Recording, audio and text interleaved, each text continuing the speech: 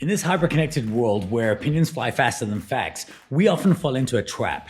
A trap where our words, instead of opening doors, slam them shut. Today we're diving into the pitfalls of persuasive communication. And spoiler alert, it's not about the volume of your voice, but the choice of your words. Let's talk about why inflammatory language might win battles, but it will lose the war of ideas. Stick around, this is going to be a game changer in how we converse, persuade, and understand each other.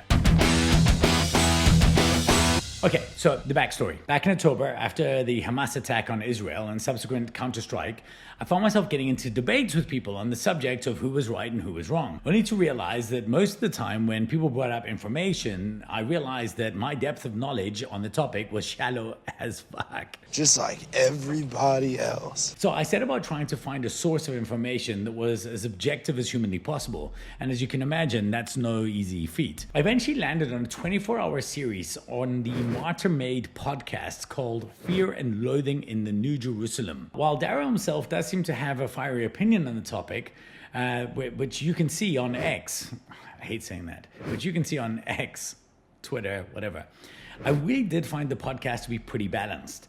And you know this, as there are times that you are disgusted by the behavior of both sides. And that's always a good sign. In fact, he got complaints. He knew he was on the right track when people said to him, oh, you're too pro-Palestine, oh, you're too pro-Israel for the same episode.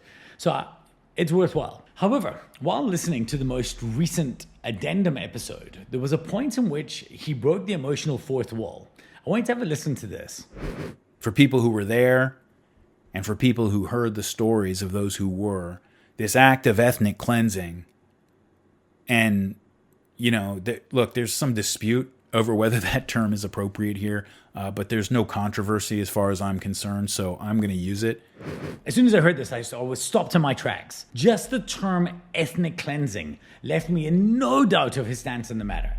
I even felt myself going into defense mode, partially fueled by his own indecision on using the term. So I sent a voice note to my future self, like to think about this, outlining the aha moment that I just had that I'm going to share with you in a second. But then I chased it up with one for my team, which led to me recording this video. The aha moment was this. It was on the role of inflammatory language. Here's my core hypothesis in one single line. If you want to rally an audience, inflame them, but if you want to reason with an audience, enlighten them. To rally your proponents, inflame, but to reason with opponents, enlighten. You see, that though is the exact opposite of what we do when we're attempting to persuade people. We get so worked up that we use inflammatory terms, and you know the ones I'm talking about, like woke or racist or genocide, apartheid, pro-life, pro-choice, and conspiracy theory. Conspiracy theory is one of those loaded terms. These, my friends, well, they are some fighting words. Words like violence break the silence. While they may captivate the people standing behind you, they will alienate the person standing in front of you. And that is something that we shall have to remedy. And it could be easier. And it is easier. Just stick to the facts. I think it was Ben Shapiro who said, you know, facts don't care about your feelings. And they don't. They also don't trigger as much. Now, obviously, this isn't an exact science, and people do not like to be challenged at the best of times, but facts are difficult to get angry about. So, I'm a vegan. My YouTube and LinkedIn view has just gone down. But if I said to you that over 330 million cows are slaughtered every year, well, that's just me stating a fact. And we could talk about it. You could say why you think that's not so bad. But if I started saying meat is murder, though, which in my mind is still a fact, but that, my friends, is a debate for another day. Well, meat is murder. That's inflammatory. It's fine if I was presenting at a plant power conference and everybody agreed with me, but useless to the point of being destructive if I'm trying to get you to join me in Tofu Town. The name isn't helping my cause. I've got to work on that. By the way, I mentioned Ben Shapiro a minute ago. That's enough to get some of your backs up. Heck, some people may have moved on just because I mentioned him. Names can be inflammatory too, and inflammatory is the enemy of reason. These words and people trump anyone, AOC, they are schemas that hold emotional information.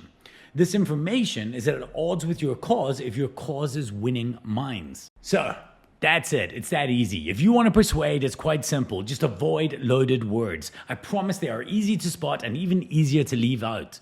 I'd suggest that it would be a good practice to avoid those terms for the most part and use them as sparingly as possible and only when the context allows for them. Remember, if you want to rally your proponents, inflame, but if you want to reason with your opponents, enlighten.